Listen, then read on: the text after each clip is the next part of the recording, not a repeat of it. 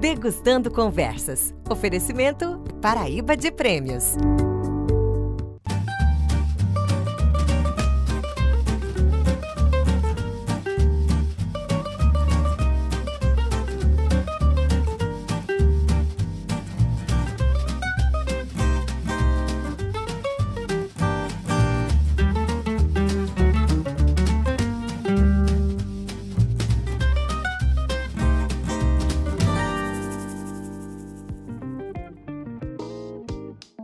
Cício, obrigado aí. Vai. Vamos abrir as portas da Casa Paisá. Estamos aqui com o Ângelo Rafael, o artista plástico. Ângelo, né? Como você é mais conhecido dentro do meio. Enfim, o Degustando Conversas tem assim, uma alegria muito grande, principalmente de uma pessoa que tem muito a ver com a nossa cidade, com a história de Campina Grande, com o artesanato paraibano. Eu acho que isso é importante, é muitas nossas raízes.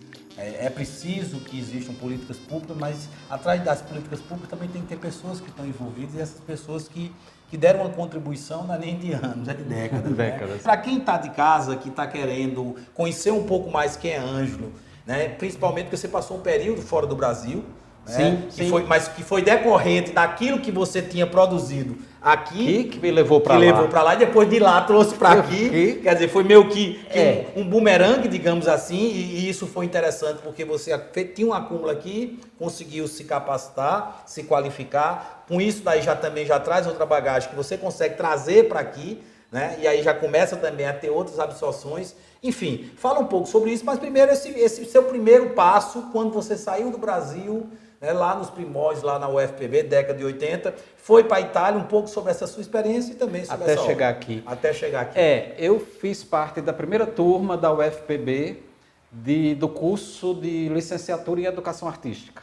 Então era uma efervescência cultural que eu falo para os garotos de hoje, que ninguém acredita que a gente... Na época que o Festival de Inverno era aquela coisa... Era Festival de Inverno, Festival sem de nenhuma Inverno. crítica atual. Não é isso. Eu fui estudar em João Pessoa porque eu já vinha de um período eclesiástico de estudo em seminário fora da Paraíba, porque eu venho de uma família humilde e não tinha condições de ter uma boa educação. Depois moramos até vizinhos. Até vizinhos. Eu cheguei de São Paulo com uma bagagem de um colégio de padres, mas sem a vocação, mas com um estudo, com a formação. E eu queria fazer uma coisa de arte em Campina Grande, não tinha. O máximo que a gente conseguia vislumbrar era arquitetura, a contragosto de meu pai, que só via direito, medicina e engenharia, que foram as bases da minha família, uma prole de 6 filhos. E eu fui para João Pessoa estudar educação artística e fiz parte de um grupo que hoje estão fazendo ainda as coisas, né? Continua o jornalista Chico Noronha, Leonora Montenegro, Fred Swensen, Rosilda Sá, Chico Viola. Enfim, tem vários nomes que se for começar a falar. Aí a sua ida para a Itália. A Itália foi um convênio que houve uma oferta da cooperação técnica italiana ao desenvolvimento para os países da América do Sul, Ásia e Norte da África, para desenvolvimento de expertises em vários setores. Como eu trabalhava artesanato de couro para sobreviver, porque eu expunha também na feirinha de Tambaú, em frente ao hotel com esteira no chão, e eu fiz um projeto de um estudo de máscaras rituais antigas, e esse projeto foi aprovado, e o currículo foi aprovado também, eu já no último ano de educação artística. E você foi embora. Fui para lá. O que era um dia terminou se tornando uma década. Um ano e depois uma década. Agora, o interessante, Fábio, é porque eu passei a conhecer o Brasil, a gostar do Brasil, a amar o Brasil fora dele. O olhar alienígena, o olhar extemporâneo, você olhar para o seu berço de longe. Então foi lá que eu fiz minha primeira exposição individual, onde foram 34 peças, 28 arrematadas a tapas, né? Isso foi uma coisa muito prazerosa. Foi lá a minha segunda experiência também, né? Trabalhei como diretor de arte eram as primeiras agências de publicidade e pensei que era algo voltado para o artesanato, mas não era desenvolvimento de produtos na área do design industrial para produtos. Diga-se, fashion design. Então, de repente, eu fiz uma imersão dentro do Made in Italy, que é o calçado e a moda. E foi lá que eu trabalhei com Valentino Orlandi, foi lá que a escola que eu estudei, que era o Politécnico da Cooperação Técnica Internacional, eu estudei depois, fui convidado para ser monitor e depois professor, porque com 15 dias eu já falava italiano, por conta de quê?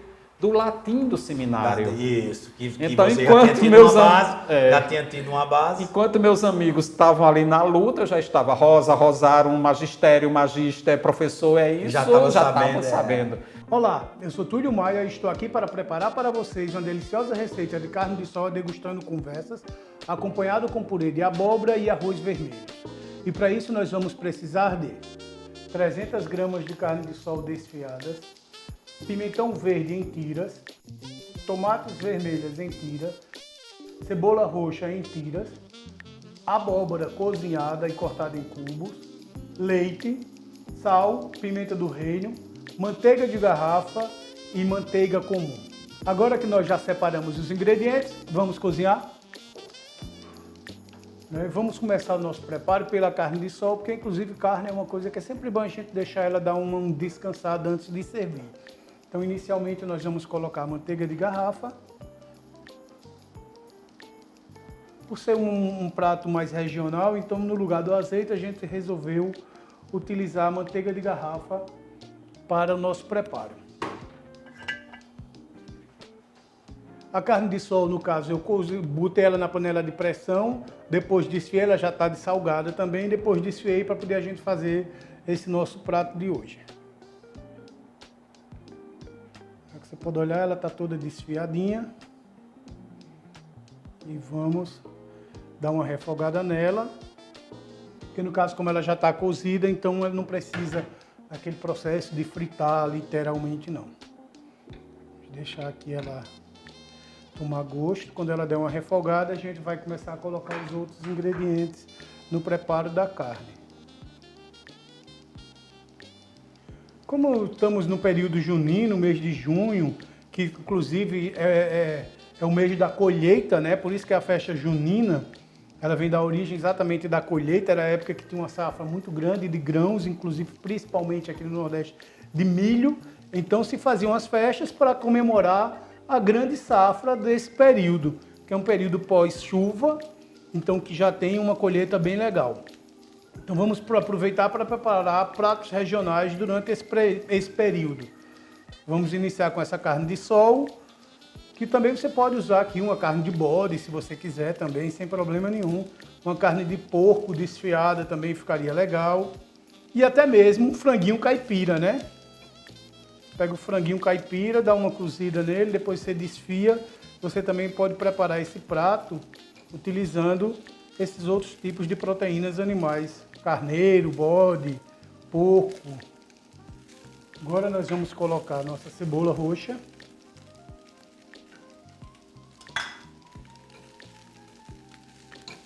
Vamos misturar para que toda a mistura fique uniforme. Ou seja, em cada lugar que eu passo a pegar, eu tenho uma porção de tudo, não só da carne, mas também da cebola roxa e dos outros ingredientes. Então é sempre importante que você dê essa misturada para que fique uniforme. Toda garfada que você der no prato, você consiga encontrar todos os ingredientes, que isso é que vai deixar o sabor mais homogêneo.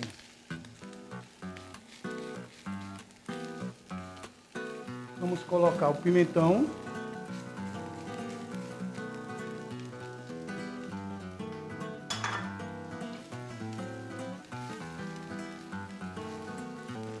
Agora nós colocaremos a tomate. Aliás, o tomate, no caso, né? Sempre fico nessa dúvida, tomate ou tomate, mas tomate é um fruto e é o tomate, ele é masculino.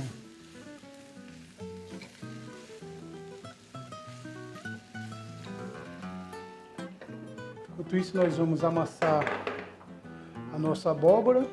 Você vê, ela está bem cozida, então ela é fácil de amassar. Você pode passar também no processador, naquele amassador de purê que tem também, sem problema nenhum.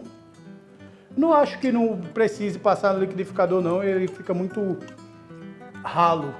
Eu acho que você amassando, cozindo bem a sua abóbora, você consegue amassar de uma forma que ela fique bem uniforme. Então não há problema nenhum.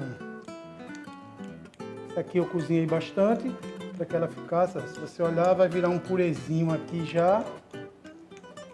Tá vendo? Vou colocar a manteiga para derreter.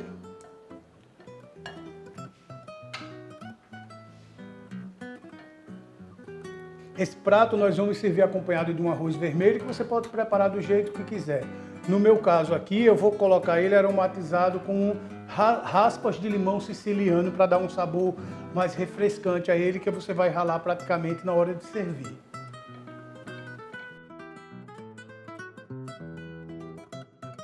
Vamos olhar aqui nossa carne. Acho que ela já está no ponto. Também essa panela, ela, como é uma panela de cerâmica, ela fica cozinhando depois, de qualquer forma, ela não perde a temperatura literalmente na hora. Então a gente já pode desligar o fogo, deixar ela abafada, que ela ainda vai seguir o processo de cocção. Vou tirar ela dessa boca, porque no caso essa boca está quente, então eu vou colocar ela nessa outra que está desligada, não tem muito calor embaixo, porque ela aqui vai só no calor da panela cozinhando. Aqui, como você pode ver, a manteiga já derreteu. Nós vamos colocar a nossa abóbora.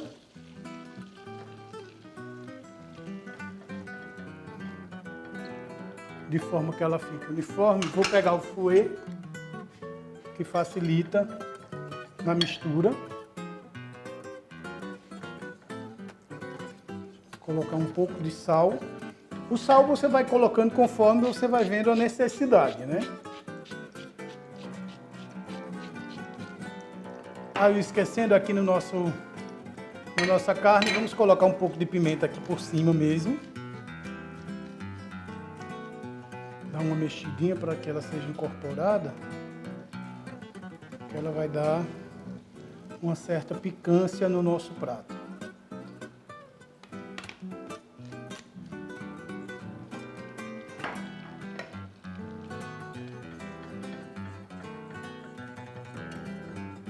Pode ver, o nosso purê já está ficando uniforme. Você vai adicionando o leite conforme a densidade que você vai querer para esse seu purê. Se ele quer mais líquido, mais cremoso.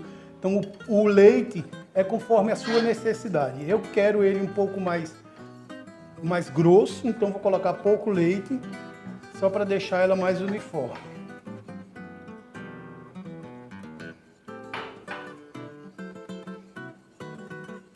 A gente sempre mostra o passo a passo da montagem do prato, exatamente para que, se você quiser servir individualmente, seus convidados forem poucos, você consiga ter uma noção mais ou menos de como empratar o seu prato para que ele fique bonito e atraente para ser degustado.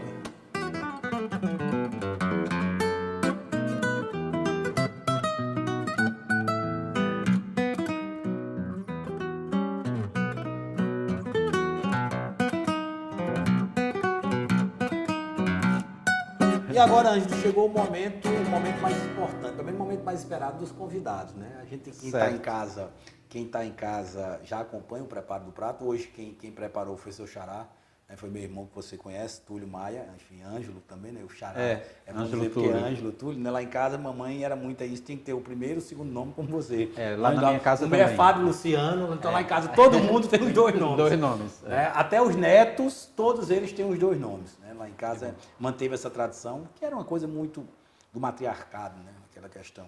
E aí está trazendo aqui uma carne de sol desfiada com um purê de abóbora ou purê de girimum, se quiser.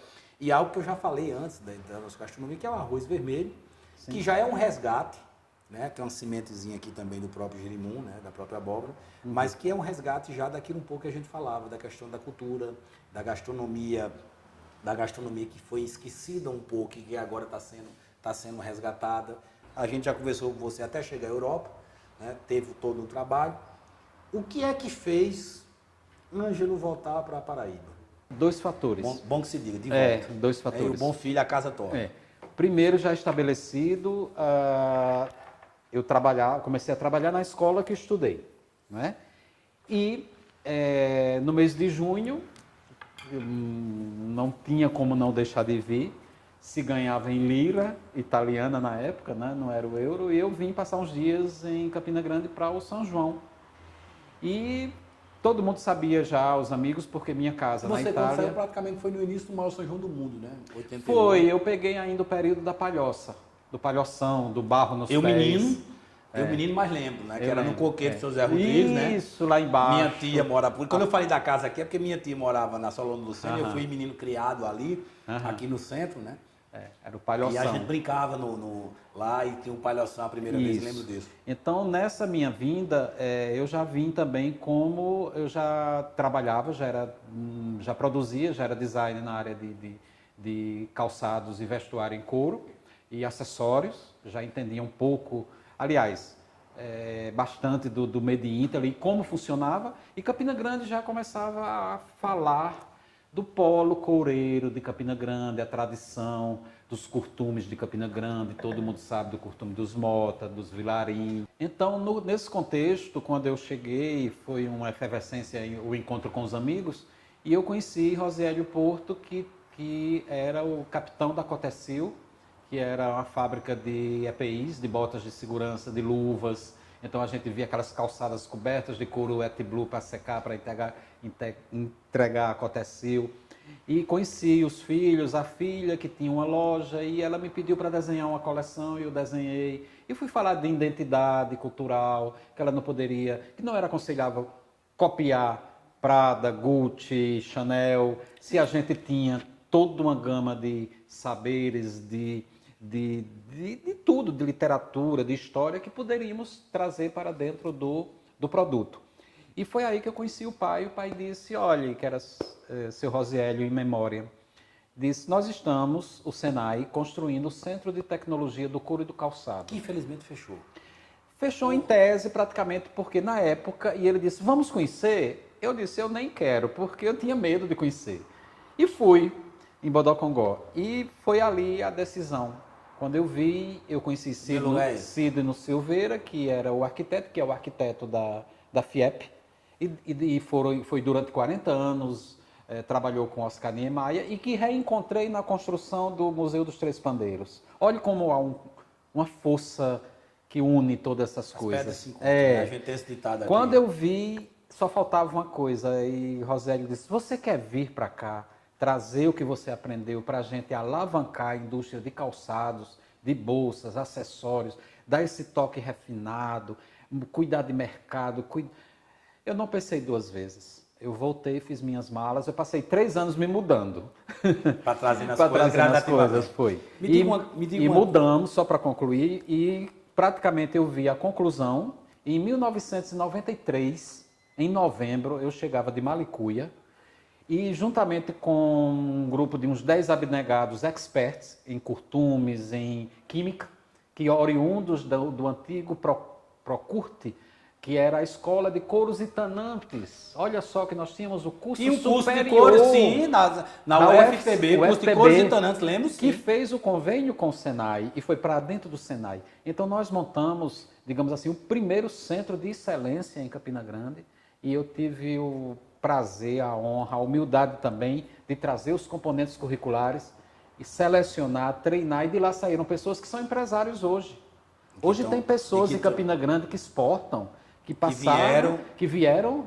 Hoje se resume mais aos laboratórios, devido a N fatores, que não vem ao caso, mas o CTCC trabalha hoje com os laboratórios físico-mecânicos de testes de elasticidade, de impermeabilidade, para as indústrias de couro, inclusive fora do estado, e de águas e efluentes também, porque existem leis que não se permite mais jogar determinado tipo de produto. Está correto. E está corretíssimo. Então foi essa volta que veio, eu tentei ser empresário, não deu certo, né? Tentei produzir, não deu certo, mas eu trabalhei com a Cimar, trabalhei com Rosélio Porto Artefatos de Couro, trabalhei com Eva Calçados, que está aí, mapeamos 186 empresas de fundo de quintal, de calçados, no Zé Pinheiro, e mudamos até paradigmas, até a cola. Hoje você não vê cheiro a cola. Por quê? Porque na época houve uma campanha junto aos produtores para mudar a cola para a pesquisa aplicada em cima daquilo ali para tirar o thinner e colocar como se diz, outro tipo de substância que pudesse não fazer. Viciante. Justamente. Daí veio a arte cola para cá. Hoje, se você disser cheira Cheira cola, ninguém sabe o que é. É né? verdade. E deixa eu só pois não, atrapalhar. Pois não, enquanto isso eu quero... Para você provar um pouco o prato também, né? Você tem, assim, uma faceta muito grande, né? Eu acho que isso é importante. Teria que ter bem 2 programas para gente falar sobre tudo, mas enfim... Isso é bom porque as pessoas vão instigar as pessoas a querer conhecer um pouco mais, não só sobre você, mas sobre sua obra. E você trouxe um livro aí para a gente falar um pouco sobre esse livro, que é a sua verve. Ah, tá. Isso né? aí. Que é a sua verve literária. Foi por acaso que está aqui. Mas assim, que é a sua verve literária, assim, eu queria que você falasse um pouco, eu vou pegar aqui o livro, né? A Casa das Bocas Pintadas de Encarnado. Se eu soubesse que você era fã de Almodóvar, estava explicado o título, tá? Mas enfim, mas como eu não conheço você o suficiente para isso, vamos esquecer um pouco Almodóvar. Fala um pouco sobre essa sua obra. Eu queria só fazer uma última, se você me permite, para fechar a questão do calçado. Foi muito importante o CTCC porque quando nós percebemos o sucesso da Itália de se fazer as pequenas comunidades trabalhando o calçado feito à mão, com toda a delicadeza, controle de qualidade, foi montada uma missão e um projeto chamado Projeto Promos, através do Governo do Estado, SEBRAE, Banco Interamericano de Desenvolvimento, BID, SENAI. E eu tive o privilégio de participar da missão, junto com o vice-presidente do Brasil na época, de Pernambuco, Marco Maciel. E nós fomos recebidos em Milão e visitamos 5 clusters, que seriam os arranjos produtivos locais que estávamos, e o governo do estado na época aqui, começando a disseminar, né? O couro ali, o artesanato aqui, o leite ali, o queijo aqui, e que vingou e que está aí funcionando até hoje. E foi essa experiência muito positiva que a gente trouxe para cá e que alavancou a indústria. Houve um declínio, mas ela se manteve. Hoje se faz, perdemos só um pouquinho para Novo Hamburgo, calçado feminino, e um pouquinho para Franca, com calçado masculino. Mas eu participei de muitas feiras, Coromoda e Francal, arrancamos prêmios no dente para trazer para Campina Grande, e era uma efervescência, porque o stand da Paraíba não tinha só a zabumba, o triângulo e o pandeiro, tinha sapato de qualidade, tênis, que antes era o quê? O tênis era o Reebok, que era a cópia do Reebok. Eu digo, não, vamos botar outro nome. Aí, vamos botar Pitbull? Vai, coloca Pitbull, não tem problema. Então foi criada a identidade do sapato paraibano. Esse livro não tem muito a ver com couro, tem a ver, é um livro intimista, foi quando abriu para a minha verve literária. É um livro cujo eu lírico é feminino, fala da força da mulher nordestina, fala da sua mãe, das suas avós, é um pouco autobiográfico. Ele foi editado pelo Selo Latos do EPB. Eu não tinha nenhuma pretensão e nem tenho nem de ganhar dinheiro, nem de ser um literato, não, absolutamente. Mas eu queria escrever um pouco sobre as mulheres que fizeram diferença. São poesias, crônicas e falas do cotidiano, mas também resvala por textos de teatro e reminiscências de família, que minha família vem de Galante e de Lagoa de Roça. E foram mulheres muito importantes, foram sociedades puramente matriarcais. E o que é engraçado, né? O nordestino tem muito essa questão da questão do forte, do homem e tal, mas as famílias no geral terminam a força da mulher, né? É a mulher. A força da mulher é sem dúvida aquela a mulher. Música lá de Luiz Gonzaga para a inauguração dos Correios aqui, Paraíba masculina, mulher macho, sim, senhor. Não adianta. Foi muito, é muito representativo. Né? E dele abriu possibilidades. O meu TCC foi um conto que eu tirei daqui e que a Casa Paisá produziu junto comigo. E daí uma coisa vai ligando a outra, e hoje eu fui picado pelo vírus do cinema, do audiovisual e não sei mais o que faça. Continuar. A única coisa que eu digo é continuar. Eu acredito não sei, assim, eu tenho um problema comigo que assim, Se um camarada dá um negócio, e aí eu pego para fazer, daqui a pouco eu tô com 10, 15 coisas fazendo ao mesmo tempo, sem tempo para nada. Não tenho. Às vezes alinhavando uma coisa ou outra, mas enfim, a vida é isso, né? Você tem que aproveitar aquilo que está no caminho. Eu só queria falar, para encerrar, falar um pouco sobre algo que assim, que a gente também não conhece, mas aí não é nosso estado, não é aqui, foi em Recife, mas que para mim é um dos maiores personagens da história do Brasil, né? E aqui do Nordeste, que é Delmiro Gouveia. Delmiro Gouveia, você falava essa questão do couro, do que levou para a Europa e a chancela que se colocava lá, mas sendo produção aqui da Paraíba. E Delmiro Gouveia, a geração nova acha que é apenas o nome de uma cidade lá no Sergipe, né? Mas Delmiro Gouveia foi quem primeiro levou o couro de bode para ser exportado para a Europa. Um homem que começou no porto lá, como apenas um aprendiz dentro do porto do Cais de Santa Rita, lá em Recife, e depois tornou uma grande potência, foi inclusive perseguido, terminou sendo assassinado e por conta disso, mas foi a primeira pessoa que levou o couro de bode para lá. Sim. E que fez o primeiro shopping center da América Latina. Que hoje é lá, quando você chega na Praça do Derby, ali na Agamenon Magalhães, sim, que tem a polícia militar, ainda sim, tem um pouco de lá do primeiro shopping que ele fez. Foi um shopping onde 10 mil pessoas naquela época, década de 40, salvo me engano, 40, 50. As pessoas iam para esse shopping, que era o grande evento. Depois tocaram fogo no incêndio criminoso, porque não aceitavam o que ele fazia. Mas foi uma pessoa que, assim, que estava no seu tempo, mas bem à frente. E que a gente, às vezes, desconhece um pouco.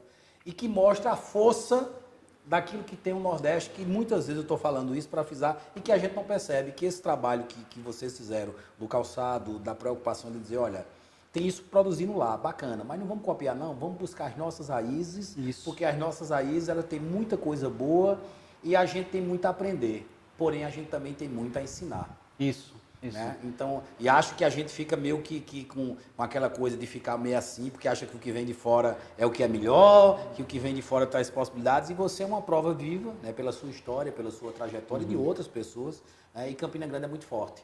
E aí acho que tem uma junção bacana, né?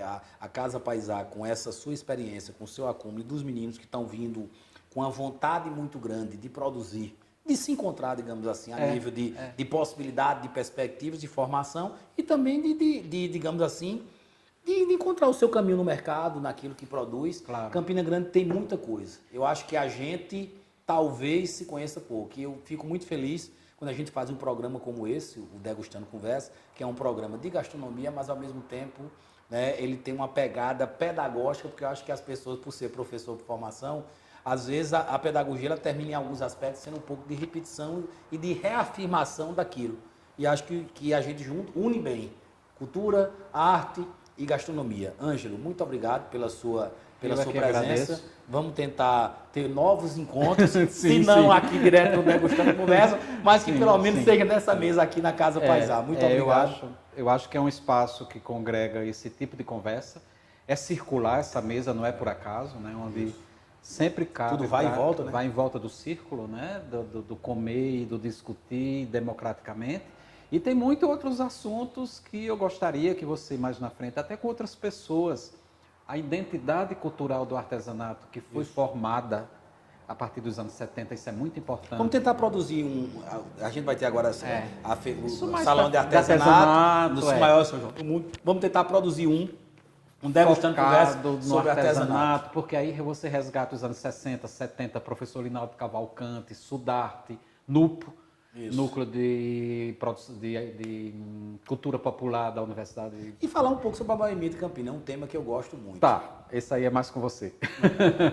Enfim, muito obrigado. Obrigado, Degustando Conversa, nós vamos aqui continuar provando esse prato, degustando esse prato e vamos tocando aqui mais uma vez o Degustando Conversa.